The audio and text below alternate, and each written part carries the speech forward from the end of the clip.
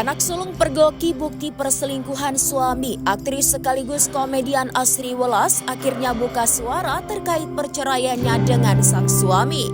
Asri mengungkap fakta mengejutkan, sang anak sulunglah yang pertama kali mengetahui dan menyaksikan bukti perselingkuhan ayahnya.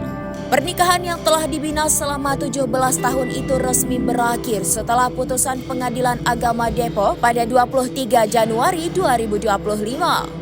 Namun di balik keputusan itu tersimpan luka mendalam, terutama bagi buah hati mereka.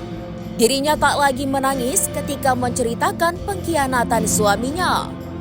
Namun yang membuat hatinya hancur adalah melihat reaksi sang anak yang turut menjadi saksi dari kenyataan pahit tersebut. Asri juga membeberkan bahwa rumah tangganya dengan Galih sudah mulai retak selama 5 tahun terakhir.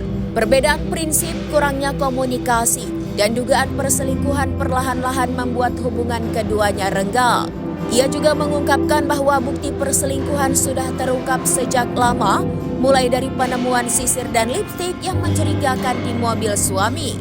Namun bukti nyata yang tak terbantahkan baru benar-benar muncul dan secara tidak terduga diketahui oleh sang anak. Kini Asri mencoba bangkit dan menjalani hidup baru bersama anak-anaknya.